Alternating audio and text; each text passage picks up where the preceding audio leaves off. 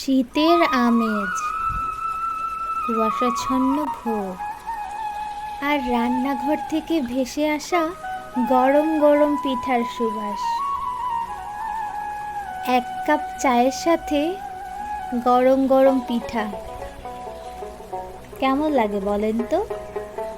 শীতের সকালটা পূর্ণই হয় না যদি পিঠা না থাকে। শীতের এই মিঠে রোদে এক কামড়েই মন হারিয়ে যায় শৈশবের সেই মিষ্টি স্মৃতিতে।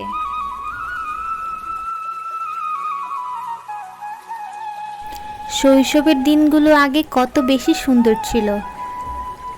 যখন রান্নাঘরে দেখতাম পিঠার সুবাস আসছে রান্নাঘর থেকে, তখন যেন দৌড়ে মায়ের কাছে চলে যেতাম, গিয়ে সেখানে বসে বসে এরকম মজার মজার পিঠা বানানো দেখতাম। আর সবার আগে যে পিঠাটা ভাজা হতো সেটা খাওয়ার জন্য কান্নাকাটি করতাম। কিন্তু এখন কি সেই দিনগুলো আমরা পাই না। সেটা শুধুই একটি সুন্দর স্মৃতিতে পরিণত হয়েছে। দেখুন এইখানে কত সুন্দর করে পিঠাগুলো কাটা হচ্ছে, আর এই কাটা পর্যন্তই কিন্তু শেষ না। কাটার পরে সুন্দর একটা আকৃতি দেওয়ার পর এটার ভিতর নানা রকমের নকশা করা হবে। দেখেন গরম গরম পিঠার সুবাস। পিঠাগুলো সুন্দর করে ভেজে নিতে হবে, একদম যেন লাল টুকটুকে বউয়ের মতো। উনুনে আগুন জ্বলছে, পরিবারের সবার সাথে একসাথে বসে গরম গরম পিঠা খাওয়ার মজাই অন্যরকম। দেখুন এখানে কিন্তু সব কিছু একসাথে নিয়ে বসা হয়েছে। এই পিঠাগুলো ভেজে ভালো মতো কালার চলে আসলে সেটাকে আবার শিরার মধ্যে ভিজানো হবে। আর এই পিঠা আমাদের ভোলার মধ্যে, যারা ভোলা জেলাতে থাকেন তারা অবশ্যই হয়তো খেয়েছেন। এটা ভোলার খুব ফেমাস পিঠা। আপনারা চাইলে কিন্তু এই পিঠাগুলো সংরক্ষণ করেও খেতে পারেন। আর এটার টেস্ট এত বেশি দারুণ হয় যেটা আপনারা শহরে পাবেন না।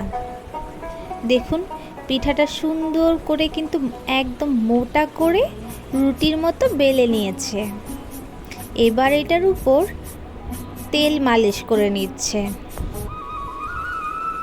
দেখুন সুন্দর করে হাতের তালুর সাহায্যে বেলে নিচ্ছে। এবার একটা স্কেলের সাহায্যে বিভিন্ন রকমের আকৃতি দেওয়া হবে। গ্রামে যখন আমরা যাই তখন আমরা সবাই সকালবেলা ভোরের কুয়াশার মধ্যে পিঠা বানানো দেখি আর একসাথে অনেক আড্ডা দেই।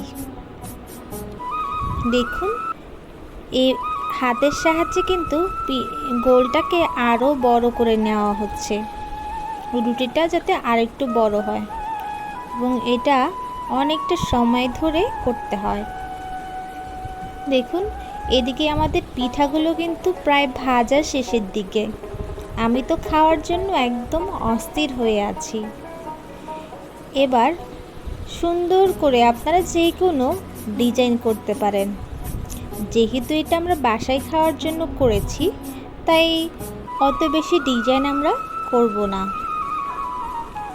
আপনারা একদম সিম্পল যারা ডিজাইন পারেন না তারা এরকম চামচের সাহায্যে যে কোনো ডিজাইন করে নিতে পারেন। দেখুন কত সহজেই পাশের সাইডের যেই ডিজাইনটা সেটা হয়ে যাচ্ছে, একদম সহজ। যারা পারেন না তারা কিন্তু চামচের সাহায্যে এইভাবে সুন্দর করে নকশা এঁকে নিতে পারেন। অনেকে আবার খেজুরের কাঁটা দিয়ে এই নকশি পিঠাগুলো বানিয়ে থাকে, কিন্তু যেহেতু আমার হাতের কাছে কোনো খেজুর গাছ নেই এই জন্য আমি এটা চামচের সাহায্যেই করে নিচ্ছি। খুব সুন্দরভাবে আমার পিঠার ডিজাইনটা হয়ে যাচ্ছে। তো বন্ধুরা আপনারা কমেন্ট বক্সে জানিয়ে যাবেন আজকের ভিডিওটি আপনাদের কেমন লেগেছে? এতক্ষণ আমাদের সঙ্গে থাকার জন্য আপনাদের সবাইকে অসংখ্য ধন্যবাদ।